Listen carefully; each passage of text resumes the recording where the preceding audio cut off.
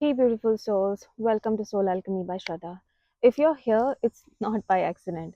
This video is for anyone who is on healing journey, doing shadow work, journaling, meditating, and going through a therapy. Or maybe you've just realized that life keeps on throwing the same lessons on repeat. Today, I'm going to give you the truth about inner work. The kind of truth that will click something inside of you so deeply that you cannot unsee it. I'll explain the science, the spiritual side, and the hidden reasons that you might feel stuck even after months or years of trying to heal. I'm going to give you practical steps, but also brace yourself because I'm going to call out the patterns that are quietly keeping you in the same loop. By the end of this video, you're going to understand yourself in a way you never have before. So grab your journal, get comfortable, and let's get started. Inner work is not just positive thinking, vision boards, or vibing high. That's manifestation culture. And while it has its own place, it's not the whole picture. Real inner work is the process of becoming aware of every part of yourself, especially the ones that you have ignored, rejected, and been ashamed of. And you have to learn to integrate them. It's not about becoming perfect, it's about becoming whole.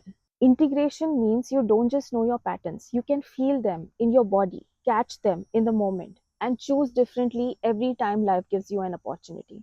That's where the magic happens. Most people think inner work is like fixing themselves. It's not. You're not broken, you are conditioned, and conditioning can be undone. If your healing journey only makes you feel good, then you're probably not doing it. You're probably doing comfort work. Healing journey is completely raw, very painful. It's all solo. Let's be honest. Most people start strong and then stall.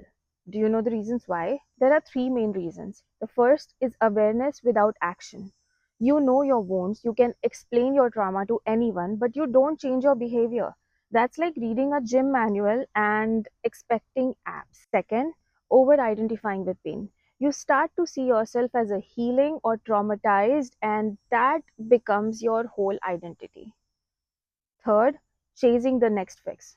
New coach, new workshops, new meditations without giving yourself the time to integrate anything. Knowing the why behind your wounds is very powerful, but without integrating, it's just mental entertainment. Now, before we even touch trauma, shadow work, or reprogramming, we have to ground. Grounding is the base of everything, it's where inner work starts, truly.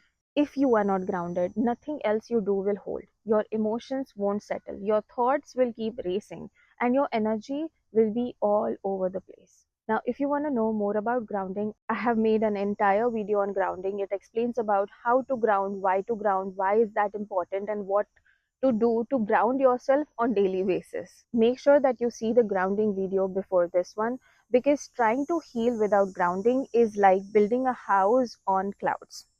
It won't hold. Every single one of us has an inner child, the part of you that formed your beliefs about love, safety, and worth before you even knew what those words meant.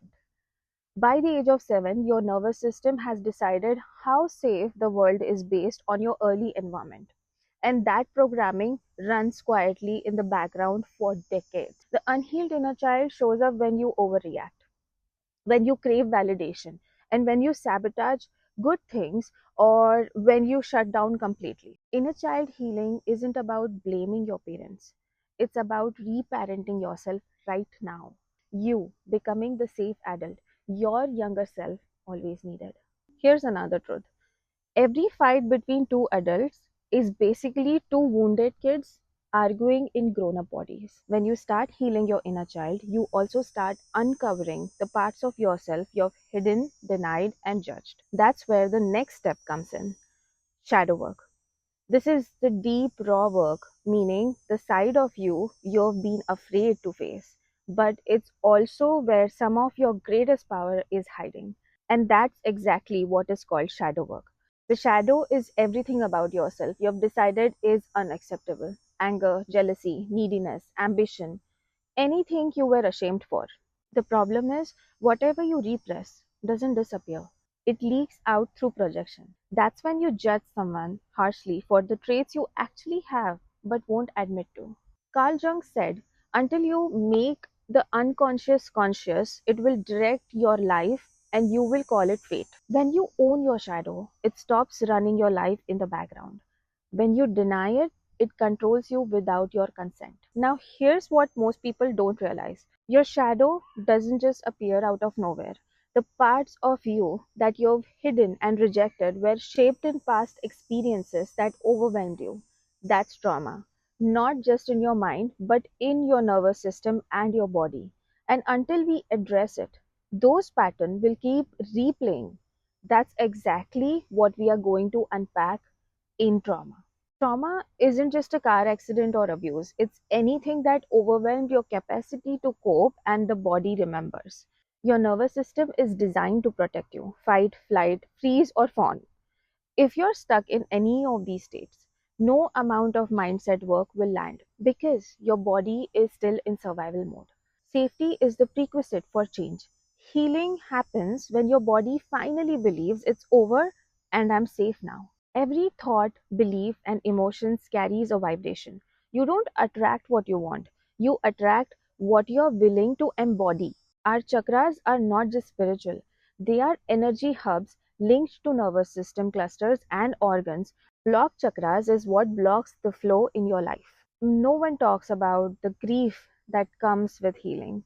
When you release old patterns, you also release identities, you release relationships and dreams that were built on those patterns. You come across a void face that feels empty, scary, and like you've lost. But really, you're making space. Don't rush into feeling it with the old familiar patterns. Let the new find you. You've known you've integrated inner work when your reactions change without forcing them. Embodiment is the practice of living your new awareness daily through how you speak to yourself, the boundaries you set, and the space you choose to be in. You can read all this in the books in the world, but then your life will only change if you make these changes on daily basis. Inner work is not a weekend project, it's a lifelong devotion to truth. Some seasons it will be intense, others will be gentle, but the commitment never ends. Inner work is basically remembering who you originally were before the world told you that you are someone else. And that's the real work. In this inner work series, I've put together everything you need to move through this journey step by step. We start with grounding so you can actually feel safe in your body. Then we move into the truth about inner work, shadow work, inner healing child, trauma healing, embodiment. Basically, all the tools and perspectives I wish I had when I was going through my own awakening. So, if you're watching this video, don't just stop here. Work through the playlist in order. It's designed to guide you from the very first step to the deepest transformation.